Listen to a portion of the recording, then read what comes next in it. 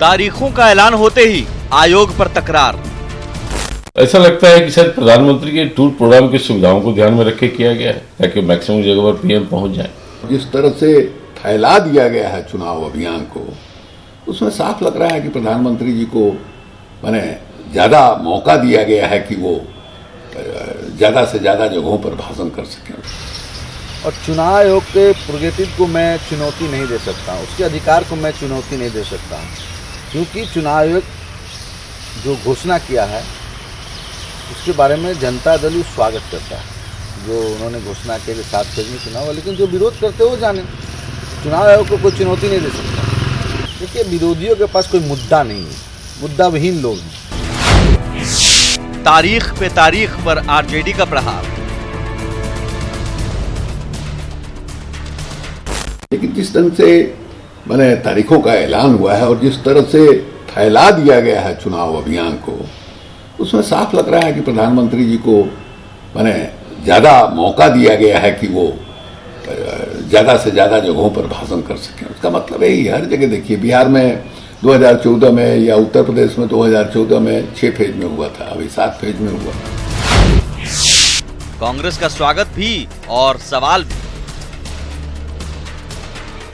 देखिए, सबसे पहले कांग्रेस पार्टी तो चुनावी कार्यक्रमों का स्वागत करती है, लेकिन 7-7 फेज में चुनाव होगा, 4-5 सीट पर एक फेज में होगा, तो प्रधानमंत्री जी को तो पूरी सुविधा रहेगी, वो हर जगह पहुंच जाएंगे। रमजान में मतदान पर भी छिड़ा घमासान। ज्यादातर तकलीफ है जो उस समय रमजान है, और ये 3 जगह जहां पर है, बिहार, यूपी और बंगाल, यहाँ पर माइनॉरिटी बहुत काफी हद तक रहते हैं और वो रोजा रख के इलेक्शन फेस कर रहे हैं। ये उनके लिए बहुत बड़े परेशानी है। इसे इलेक्शन कमीशन को नजर में रखना चाहिए था। जरूर बीजेपी चाहते हैं जो माइनॉरिटी वोट ना दे। तारीख पर चुनाव आयोग की तौहीन क्यों? नमस्कार, स्वागत है आपका। आप देख रहे हैं प्राइम डिबेट। मैं हूं आपके साथ सुमित झा। चुनाव की तारीखों का ऐलान होते ही विपक्ष के नेता फिल्म दामिनी में सन्नी देओल की तरह बोलने लगे, तारीख पे तारीख मिली लेकिन इंसाफ नहीं मिला। बिहार, यूपी और बंगाल में चुनाव की 7 तारीखें दी गई हैं। विपक्ष के नेता को लगता है कि तारीख पे तारीख पीएम मोदी के दौरे के हिसाब से दी गई हैं। वहीं रमजान के दौरान भी मतदान की तारीख को लेकर सवाल उठाए जा रहे हैं और सीधे सीधे एक संवैधानिक संस्था चुनाव आयोग को कटघरे में खड़ा किया जा रहा है। वैसे पहली बार नहीं है कि जब किसी संवैधानिक संस्था को इस देश की सियासत ने अपनी सियासत के लिए कटघरे में खड़ा किया हो। कभी तबादले के नाम पर, कभी विपक्षी पार्टी पर कार्रवाई में देरी के नाम पर, कभी ईवीएम के नाम पर और अब तारीख के नाम पर। सवाल है कि नेताओं के पास वाकई कोई मुद्दा नहीं रह गया है या उन्हें लगने लगा है कि जनहित के मुद्दों के बजाय संवैधानिक संस्थाओं की तौहीन करना ही अब सियासत है। यही अब नया फैशन है सियासत का। आज इसी पर प्राइम डिबेट, और सबसे पहले आपको हम अपने मेहमानों से रूबरू करा दें। आज हमारे पैनलिस्ट कौन कौन हैं? हमारे साथ जुड़े हुए हैं अमित कुमार टुन्ना, कांग्रेस विधायक, अख्तरुल इस्लाम शाहीन, आरजेडी विधायक, प्रेम रंजन पटेल हैं, बीजेपी प्रवक्ता, अजय आलोक हैं, जेडीयू प्रवक्ता। स्वागत है आप सभी मेहमानों का। और शुरुआत में सभी को मैं 1-1 मिनट दूंगा सर अपनी बात रखने के लिए आज के टॉपिक पर, उसके बाद डिबेट ओपन करते हैं। सबसे पहला सवाल अमित कुमार टुन्ना जी, कांग्रेस पार्टी स्वागत भी करती है, प्रेमचंद मिश्रा कहते हैं हम स्वागत भी कर रहे हैं कार्यक्रमों का, और कह रहे हैं कि ये तो पीएम मोदी के दौरे के हिसाब से तारीख दी गई है। नहीं, जिस हिसाब से यूपी, बिहार और झारखंड को टारगेट किया गया है और 7 फेजों में चुनाव कराया जा रहा है, इससे साफ झलक रहा है कि पीएम मोदी जी के प्रोग्राम के हिसाब से यहां चुनाव हो रहा है। उनको डर है कि बिहार, यूपी, झारखंड इस बार उनका ब्रेक करेगा, इसलिए वो चाहते हैं ज्यादा से ज्यादा ताकत यहां लगाए और बाहर से भी माइग्रेट करके जितना मैक्सिमम लोग हो यहां बिहार, झारखंड, यूपी में वो लगाना है। इसलिए पूरा विस्तार से वो किए हैं कि इस बार 7 चरण में यहां चुनाव कराने का सोच रहे हैं हम। ठीक है, चलिए, इस समय से पहले दिख रहा है कि ये ठीक है। अजय आलोक जी, क्या वाकई पीएम मोदी के दौरे को लेकर ये तारीखें? देखिए, सबसे पहली बात सुमित जी, आप एक राष्ट्रीय चैनल हैं और आपकी अभी अपनी संवैधानिक जिम्मेदारी या बाध्यता है, और मैं आपके चैनल पर बैठ के सबसे पहले बधाई देता हूं उस कांग्रेस पार्टी को कि 70 वर्ष शासन में रहने के बाद एक ऑटोनोमस इंस्टीट्यूट चुनाव आयोग पे इस तरह खुलेआम गंभीर आरोप इन्होंने लगाए कि प्रधानमंत्री के कहने पे चुनाव आयोग ने कार्यक्रम का तय किया। खैर ये एक आज की कांग्रेस पार्टी की यही सोच है, पिछले 70 वर्षों तक तो नहीं थी। ये शुद्ध और विशुद्ध बौखलाहट का नतीजा है कि आप चुनाव आयोग पर सवाल उठा रहे हैं। नंबर एक, आप रमजान में क्वेश्चन कर रहे हैं कि चुनाव क्यों हो रहे हैं। क्या रमजान में, दुर्गा पूजा में बिहार में चुनाव नहीं हुए पहले? चाहे 15 का चुनाव हो, चाहे 10 में चुनाव हो, उस वक्त सवाल तो नहीं उठाए थे। आज क्यों उठ रहा है? चुनाव को कम्युनल करने की कोशिश क्यों की जा रही है? टीएमसी के मंत्री कहते हैं मुस्लिम मतदाताओं का मत न पड़े इसलिए रमजान में चुनाव। क्यों भैया, क्यों नहीं मत पड़े? हर सीट पर हर जगह पैरामिलिट्री फोर्स होगा, निष्पक्ष मतदान होगा, तो आप मत नहीं पड़े हुई मुस्लिम मतदाताओं को बोल बोल के आप क्या कर रहे हैं? आप पोलराइज कर रहे हैं चुनाव को। ठीक है, अख्तरुल इस्लाम शाहीन। तो एक के बाद एक ये गतिविधि है ये सब। नहीं, देखिए 7 चरणों में चुनाव पर हम लोगों की राय है कि कुछ लंबा समय हो गया। हो सकता है यहाँ की विधि व्यवस्था को मद्देनजर रखते हुए जिस तरह पिछले 6 महीने में, साल भर से 2 साल से आपराधिक घटनाएं बहुत ज़्यादा हो रही है, तो चुनाव आयोग ने देखा होगा कि इतना कम समय में चुनाव कराने पे यहाँ पे प्रॉब्लम होगा, मिलिट्री की ज़्यादा ज़रूरत है यहाँ पे, इसलिए 7 चरणों में किया। इसमें मुझे ज़्यादा कुछ नहीं कहना है। बस चुनाव आयोग से इतना ही अनुरोध इस अवसर पे करेंगे कि इस बात का ध्यान रखा जाए कि समय ज़्यादा मिलने से लोक संसाधन का, पैसा का, जिसके पास अकूत संपत्ति है उसका ज़्यादा उपयोग कर सकते हैं, इसका ध्यान रखा जाए। दूसरी बात, अहम बात इसमें यह है कि चुनाव आयोग इस चुनाव में इस बात पे ध्यान में रखे कि घृणा की बात न हो और नफरत फैलाने वाली बात न हो, ऐसी भाषा का प्रयोग न किया जाए जिससे समाज को बांटने वाली बात हो। दूसरी तरफ सांप्रदायिकता तरह की तो बात जो लोग करते हैं कुछ राजनीतिक पार्टी, इन तमाम चीज़ों पर चुनाव आयोग को नजर रखना चाहिए। और मुझे एक बात और अवश्य रूप से कहना चाहते हैं, जिस तरह तमाम संस्थाओं पर, जिस तरह सत्ताधारी दल का, वर्तमान सरकार का एक वर्चस्व स्थापित है, चुनाव आयोग शिवानंद तिवारी साहब कहते हैं कि चुनाव आयोग न लगे इस चुनाव में सबकी नजर इस बात कह पे रहे हैं रहेगी। कि चुनाव आयोग पीएम मोदी के इशारे पर तारीखों का ऐलान करता है। आपकी सहयोगी, सो कॉल्ड सहयोगी ममता दीदी की पार्टी के जो सिपहसालार हैं वो कह रहे हैं कि मुस्लिम को बाहर ना निकले, मुस्लिम वोट ना डाले इसलिए हो रहा है। तो ये सांप्रदायिकता नहीं है क्या? खैर, मैं दोबारा आता हूं, प्रेम रंजन पटेल जी। सुमित जी, अब इन लोगों का हार का डर सता रहा है, इसलिए तरह तरह के इस प्रकार के आरोप लगा रहे हैं। चुनाव आयोग एक स्वतंत्र इकाई है और अपने सुविधाओं के अनुसार अब कैसे निष्पक्ष चुनाव कराना इस हिसाब से वो तय करती है। उसको तय करना है, किसी के न दबाव में करती है न किसी के पक्ष में करती है। वो तो स्वतंत्र रूप से करती है कि हमको चुनाव कराना है, निष्पक्ष तरीके से चुनाव कराना है, ये कराते हैं। इन लोगों का जब बात नहीं चलता है, इन लोगों के जब खिलाफ चलता है, तो ये लोग कभी न्यायालय पर सवाल उठाते हैं, कभी सीबीआई पर सवाल उठाते हैं, कभी चुनाव आयोग पर सवाल उठाते हैं। जो इनके खिलाफ काम करे या जो इनके पक्ष में काम न करे, उसके खिलाफ जो है से ये लोग बातें करते हैं। ठीक है, चलिए डिबेट ओपन करते हैं। सबसे पहला सवाल शाहीन जी आपसे। आपने कहा सांप्रदायिकता वाली बात ना हो, लेकिन सांप्रदायिकता वाली बात आज कौन कर रहा है? टीएमसी, ममता दीदी, तेजस्वी यादव जा रहे हैं आशीर्वाद लेने और उन्हीं के सिपहसालार आज कह रहे हैं कि मुस्लिम वोट देने ना निकले इसलिए रमजान के महीने में मतदान की तारीखें निर्धारित की गई हैं। यह किस तरह के बयान है? नहीं, ये बिल्कुल बेतुका बयान है। पहले भी हमेशा चुनाव हुआ है, पिछला विधानसभा भी हुआ है, उससे पहले की विधानसभा और कई लोकसभा चुनाव में पर्व त्योहार बीच में आते रहे हैं।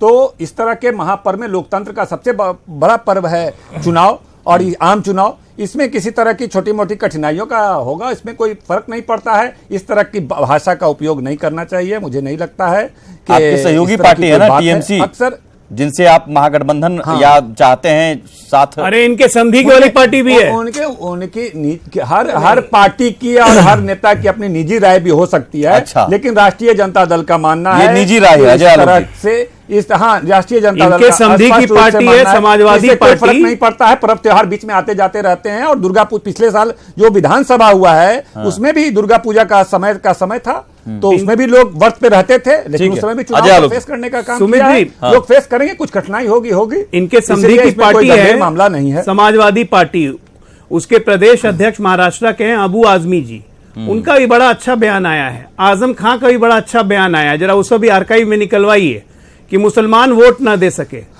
इस देश में इनको सिर्फ यहाँ मुसलमान पे और हिंदू मैं ही राष्ट्रीय करना है। जनता दल का और उसके बाद कहेंगे उसके बाद कहेंगे कि हम लोग कम्युनल हो गए। अब ये सपा के प्रवक्ता बन रहे हैं तो अबू आजमी के बने तो अलग बात। अजय जी घबरा रहे हैं, ये घबराहट तो मुझे दिख रही है दूसरी तरफ। सोचने का बात नहीं है उनका, मुझे घबराहट ये दिख रही है पीक गर्मी का समय है, रमजान में लोग फास्टिंग रहते हैं दिन भर, इसलिए वो अपना गुजारिश अपना इच्छा बताए कि ऐसे होने से डिस्टर्ब होगा। आप सोच लिए दुर्गा पूजा में 23 तारीख को बहुत कम लोग रहते हैं, लेकिन रमजान के समय मैक्सिमम लोग फास्टिंग पे रहते हैं, इसलिए वो बोले हैं, अपना सलाह दिए हैं। कोई पार्टी का ही है, पार्टी का। अच्छा चलिए आपकी बात मान ली अमित कुमार टुन्ना जी, सलाह देना और ये कहना कि मुस्लिम वोट ना पड़े, मुस्लिमों को रोकने के लिए तारीखों का ऐलान इस तरह से किया गया है, ये कितने गंभीर आरोप है। एक भविष्यवाणी और है, आप समझ सकते हैं। 23 तारीख को मतगणना होगी और नतीजे आएंगे। 24 को ईवीएम का भूत फिर निकलेगा बाहर इस देश में, लोग भूत और निकालेंगे। 24 को ईवीएम का भूत निकलेगा कि ईवीएम का खेल हो गया। 25 तारीख को संविधान खतरे में आ जाएगा और 26 तारीख को नरेंद्र मोदी जी प्रधानमंत्री की शपथ लेंगे। ये 24, 25, 26 मई की भविष्यवाणी में आज कर दे रहा हूं। आजकल आलोक जी दिन में सपना देख रहे हैं, देख अजय आलोक जी का एक जवाब देना चाहते हैं कि वीवीपैट से पूरे देश में चुनाव हो रहा है। अगर इनको विश्वास है तो यह मांग चुनाव आयोग से करें कि जिस भी कैंडिडेट को काउंटिंग पे डाउट है, वो वीवीपैट पे अगर काउंटिंग करने का कहता है तो चुनाव आयोग काउंटिंग करेगा। आखिर क्या आपत्ति है इनको? अगर आपत्ति करते हैं ये तो या इनकी पार्टी या इनकी सरकार, उसका मतलब कहीं दाल में काला है। वीवीपैट से काउंटिंग करने में क्या दिक्कत है आपको? अगर कोई कैंडिडेट अगर कोई आपत्ति करता है और गुजारिश करता है वीवीपैट से काउंटिंग किया जाए, लेकिन ये लोग नहीं करेंगे। सुमित जी, एक सेकंड लगाया गया है, एक मिनट सुन लिया जाए। वीवीपैट इसलिए लगाया गया है कि उनका वोट पड़ा कि नहीं, सही जगह पर गया कि नहीं, ये इसके लिए जो है से लगाया गया है। मुझे लगता है काउंटिंग के लिए नहीं लगाया गया है। एक सेकंड सीसीटीवी कैमरा भी सारे बूथों पर लगेगा जो गड़बड़िया का। जब ये हारते हैं चुनाव और इनको हार का डर सताता है, मुझे लगता है कि आरजेडी हो या कांग्रेस हो, विपक्ष में इतनी कंफ्यूजन क्यों है? विपक्ष में इतनी कंफ्यूजन क्यों है? आप किस मुद्दे को लेकर विरोध करना चाह रहे हैं और किसका विरोध? आप क्यों कह रहे हैं कि सरकार के इशारे पर चुनाव आयोग है? इसका बौखलाहट है, हार का जो है ये हार का घबराहट और बौखलाहट प्रकार का कर रहे हैं अलग-अलग। ये सब सुमित अजय जी, आपको पता होना चाहिए सर्जिकल स्ट्राइक पहली बार नहीं हुई है। एक सेकंड, बारी-बारी से अमित कुमार टुन्ना जी, बारी-बारी से अमित कुमार टुन्ना जी, एक सेकंड अमित कुमार टुन्ना जी, एक मिनट सुमित जी, अमित कुमार टुन्ना जी, एक सेकंड सर, एक सेकंड, मुझे बस इतना बताइए, एक सेकंड टुन्ना जी, एक सेकंड हो गया समझ में आना चाहिए। अमित जी हो गया, सुन लीजिए। शिवानंद जी और प्रेमचंद जी आज कह रहे हैं कि पीएम मोदी के दौरे को लेकर 7 चरणों में चुनाव हो रहे हैं। पिछली बार एक ही चरण कम था, 6 चरण। पिछली बार किसके दौरे को लेकर चुनाव के 6 चरण हुए थे और किसके इशारे पर हो रहा था? या आपके पास कोई मुद्दा है नहीं, ये हम मान लें? नहीं, मुद्दा कैसे नहीं है, आप बताइए। ये किस तरह की स्ट्राइक की बात नहीं, किस तरह की बात है कि पीएम मोदी के दौरे को ध्यान में रखते हुए हम 7 चरण में इनको चुनाव आयोग चुनाव करवा रहा है। 2013 में पाकिस्तान, नहीं 2013 में 2011 में सर्जिकल स्ट्राइक हुआ, उस समय ये कहा था 6 जनवरी को इनको रास नहीं आ रहा। स्ट्राइक का प्रमाण मान रहे हैं। एक तरफ पाकिस्तान वहां बैठ कर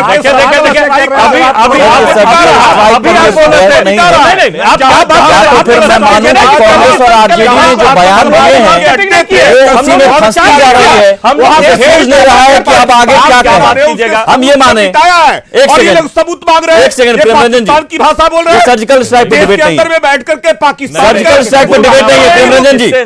प्रेमरंजन जी सर्जिकल स्ट्राइक पर डिबेट नहीं है। मैं ये मानूं आरजेडी और कांग्रेस के प्रवक्ता और विधायक जो यहां पर बैठे हुए हैं, आज मुझे लग रहा है कि जो उनके प्रवक्ता या उनकी पार्टी के नेता चुनाव आयोग पर सवाल उठा रहे हैं और जो बयान दे रहे हैं, शायद उसी में वो फंस गए हैं। अब आप दोनों के पास लग रहा है कि हम क्या बोलें फिर, है ना? नहीं देखिए आप पक्षपात कर रहे हैं। आप एक मिनट अजय जी ने उठाया सर्जिकल स्ट्राइक अलग है। नहीं अजय जी ने उठाया सर्जिकल स्ट्राइक की बात, हम लोग यहाँ डिबेट करने आते हैं। ये लाइन से बाहर जाना क्या करें? मैं आप सभी से कह रहा हूं सर्जिकल स्ट्राइक जवाब नहीं दे सकते। चुनाव आयोग पर सवाल, चुनाव आयोग आयोग पर सवाल क्यों? बोलिए, हम लोग नहीं चुनाव आयोग पर सवाल क्यों? चुनाव आयोग पर सवाल क्यों? एक सेकंड, गलत कीजिए, कोई दिक्कत नहीं, आप ठीक है, मत बुलाइए, पहले इन्होंने शुरू किया सर। अच्छा, हो गया अमित जी, हो गया, ठीक है। चुनाव आयोग पर सवाल क्यों, ये डिबेट का ये इशू है। क्या बात करते हैं अभी? सर्जिकल स्ट्राइक पर नहीं ना बात हो रहा था। अजय आलोक जी प्लीज, अजय आलोक के पास कोई मुद्दा नहीं है, अजय आलोक 5 साल में इन्होंने कोई काम नहीं अजय किया। आलोक जी प्लीज, डाइवर्ट कर रहे हैं। चुनाव आयोग पर सवाल क्यों, ये डिबेट का इशू है। सवाल अगर आपको नहीं उठाना है तो फिर आपके नेता इस तरह के बयान क्यों दे रहे हैं? शिवानंद तिवारी आरजेडी के और प्रेमचंद मिश्रा कांग्रेस के। कुछ ना कुछ बयान क्या दिया, हम तो बोल ही रहे हैं। देखिए, पिछली बार चुनाव आप 6 चरण कह रहे हैं, मुझे याद है कि पिछली बार 4 चरणों में बिहार में चुनाव हुआ था। इसको मद्देनजर रखते हुए अगर किसी अनुभवी नेता, शिवानंद तिवारी एक वरिष्ठ नेता हैं और उन्होंने लगभग आजादी के बाद का अधिकांश चुनाव को देखा है, तो वो अपने अनुभव से बता रहे होंगे कि किसी पार्टी, किसी नेता को सुविधा पहुंचाने के लिए संसाधन का अनुभव, उपयोग करने, ये अनुभव क्या होता है सर? के कार्यकर्ताओं को चुनाव में लगाने शिवानंद तिवारी जी को मालूम नहीं है क्या होता है? पिछली बार 9 चरण में बिहार का पूरे देश का चुनाव हुआ था, इस बार 7 चरण में हो रहा है पूरे देश का चुनाव। बिहार पे बात कर रहे हैं। दूसरी अहम बात है सुमित जी, पूरा देश का चुनाव हो रहा है, केवल बिहार का चुनाव नहीं हो रहा है, ये पूरे देश का चुनाव है, ये प्रधानमंत्री के लिए चुनाव हो रहा है। जनता को शंका है कि चुनाव आयोग पर भी किस तरह का हस्तक्षेप होगा। आरबीआई में हस्तक्षेप नहीं है, सीबीआई में हस्तक्षेप नहीं है, न्यायपालिका में हस्तक्षेप नहीं है, चुनाव आयोग में विश्वास नहीं है, शंका है। ये बहुत बड़ी चुनौती है चुनाव आयोग के लिए, सीबीआई में विश्वास नहीं है। यह चुनाव बहुत बड़ी चुनौती है चुनाव आयोग के लिए कि तमाम संस्थाओं को जिस तरह मोदी सरकार ने हस्तक्षेप करने, ठीक है अजय आलोक जी, एक सेकंड, हो गया, अब हो गया, या निष्पक्ष चुनाव कराती है देश। ठीक है, आपको अभी लग रहा है कि चुनाव आयोग निष्पक्ष नहीं हो सकता है। अजय आलोक जी, ऐसा क्यों है कि हर पार्टी को अपनी सहूलियत, भ्रष्टाचार में डूबे लोगों को दूसरे पर कैसे विश्वास होगा? रंजन जी, बेल और जेल वाले का समावेश हो गया है, एक साथ मिल गए हैं, और उन लोगों को विश्वास कैसे होगा दूसरे पर? ठीक है, एक सेकंड, किसको कहां विश्वास है और कहां था, ये मैं बताता हूं सर। अजय आलोक जी, मुझे बताइए, चुनाव आयोग जैसी संवैधानिक संस्था पर सवाल उठाना जायज है? किसी भी संवैधानिक संस्था पे सवाल उठाना जायज नहीं है। ये लोग कहते हैं कि संवैधानिक संस्थाओं को बदनाम कर दिया, इंस्टीट्यूशन को खत्म कर दिया मोदी ने। मैं तो ये कह रहा हूं कि इस इंस्टीट्यूशन को शुरू से लेकर अंत तक भारत का इतिहास रहा है, किसी गवर्नर ने बर्बाद किया, सरकार ने बर्बाद किया। अब अपने दर्शकों को बताना चाहता हूं, हो गया, डायरेक्टर को आपने, ठीक है, एक सेकंड, इस देश की सियासत ने अपनी सहूलियत के लिए, एक सेकंड सर, मैं अपने दर्शकों से थोड़ी देर बात कर लूं, 2 मिनट, ठीक है, 2 मिनट के लिए सर, विश्वास करें, हो गया। आयोग को आपने हस्तक्षेप करने का कोशिश नहीं किया होगा, बहुत बड़ी चुनौती है। अगर इनकी बातें नहीं मानी जाए तो ये तो सुप्रीम कोर्ट के चीफ, ठीक है सर, 2 मिनट के लिए मैं दर्शकों से बात करना चाह रहा हूं, 2 मिनट के लिए। शाहीन जी, एक सेकंड, शाहीन जी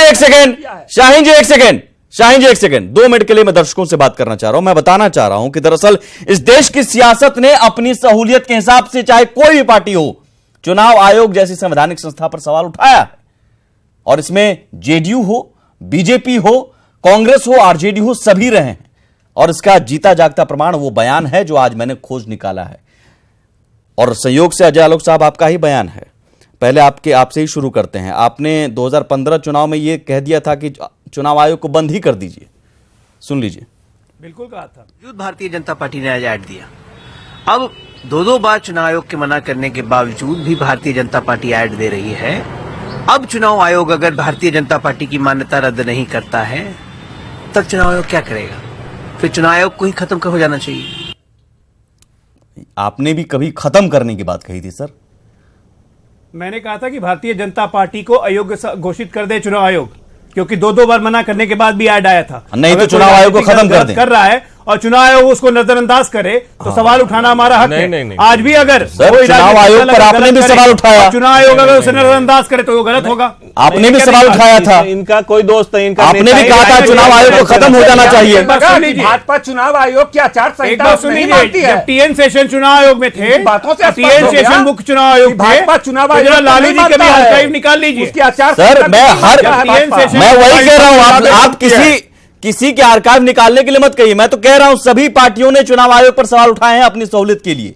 अब मैं आता हूं, जब 2011 में गुजरात चुनाव था और उस वक्त मोदी जी ने ही कहा था कि इलेक्शन कमीशन का दुरुपयोग कांग्रेस कर रही है, वो भी बयान सुनिए। चुनाव को अनेक प्रकार से इलेक्शन कमीशन का भी दुरुपयोग कर करके परेशानियां पैदा करने की कोशिशें की गई। गुजरात में कभी जनरल इलेक्शन में भी रीपोलिंग रेयरली होता है, लेकिन यहां पर 7 पोलिंग बूथ में रीपोलिंग करवाया गया। अब यहां प्रेमरंजन जी, आप भी चुनाव आयोग के दुरुपयोग यानी चुनाव आयोग किसी का इस्तेमाल हो रहा है, उस समय कांग्रेस के इस्तेमाल में आ रहा था। उन्होंने सही कहा, कांग्रेस तो दुरुपयोग करती रही है। अच्छा, कांग्रेस मतलब आयोग यानी कि उपयोग का साधन है, चुनाव आयोग उपयोग का साधन है। संस्थाओं में 2 मिनट पहले ये बोले कि हम लोग का रिस्पेक्ट कर रहे हो के समय में स्वतंत्र कर दिया गया है। सर, अभी आपने कहा कि चुनाव आयोग क्या देता है, पर कोई सवाल नहीं और कोई उपयोग चुनाव आयोग का नहीं कर सकता। कांग्रेस के लोगों को लगता है अब आप कह रहे हैं चुनाव आयोग का उपयोग हो सकता है, सत्ता में ये भी दुरुपयोग कर रहे होंगे। अब आप कह रहे हैं ये कि लोग सवाल उठाते तो हैं। यही तो सवाल है सर, क्या उपयोग का साधन बन गया है चुनाव आयोग आप लोगों की नजर में? कल आप कहेंगे वो दुरुपयोग कर रहा है, कभी आज वो कह रहे हैं कि आप दुरुपयोग कर रहे हैं। भूमिका होगी सुमित जी, हम राजनीतिक पार्टी तो चिल्लाते अमित कुमार रहेंगे, टुन्ना जी, मीडिया की अब बहुत आपके बड़ी लिए भूमिका सर, होगी चुनाव आयोग अमित पर कुमार नजर टुन्ना जी, रखने के यही लिए। चुनाव आयोग बहुत अच्छे आपको लगने लगे थे 2014 के लोकसभा चुनाव में। पी चिदम्बरम साहब का बयान भी मैंने निकाला है, वो भी सुन लीजिए, कितनी तारीफ उन्होंने की थी। I think the Election Commission has done a tremendous job of holding elections in 7 or 8 phases already. They've done a good job. There are some aspects of the rules and regulations with which people can disagree. I have also expressed some unhappiness about some aspects. But even having regard to those aspects, I think the overall job done with the Election Commission has been a tremendous job, a splendid job. Tremendous job, यही चुनाव आयोग tremendous job कर रहा था, और आज आपको लग रहा है कि चुनाव आयोग मोदी जी के इशारे पर चल रहा है। अमित कुमार टुन्ना जी, नहीं देखिए, जब जो काम अच्छा होगा, हम लोग के समय में कभी भी किसी संस्था पे प्रेशर नहीं होता था। सीबीआई के किसी ऑफिसर को कभी समय हो या आज के समय हो, आपको याद होना चाहिए चुनाव आयोग एक स्वायत्त संवैधानिक संस्था है, एक स्वतंत्र संवैधानिक संस्था है, आपको याद होना चाहिए। नहीं तो हम लोग का इंटरफेयर नहीं होता था, अभी इन लोग का कुछ ना कुछ तालमेल। ये आपकी सियासत है, हरदम सिस्टम, ये आपकी सियासत है, ये आपकी सियासत है कि आप कह रहे हैं कि उस समय बहुत अच्छा काम किया, आज आपको लग रहा है मोदी जी के इशारे पर काम कर रहा है आयोग। नहीं, आज जो सिस्टम को ये दुरुपयोग कर रहा है उससे हम लोग को डर लग रहा है, और ये वाकिफ होना चाहिए, क्योंकि जहां जिस गवर्नमेंट में दुरुपयोग का एक सबूत लाइए सर, प्रेस कॉन्फ्रेंस करे, रातों रात किसी का तबादला कर दिया जाए सीबीआई जैसे में, तो क्यों नहीं हम लोग तो बोलेंगे जो फैक्ट है। जवाब मिल गया होगा कि ये सवाल क्यों उठा रहे हैं, क्योंकि अभी इन्होंने कहा कि अब हमें डर लग रहा है। सच्चाई यही कि इनको डर लग रहा है एनडीए से।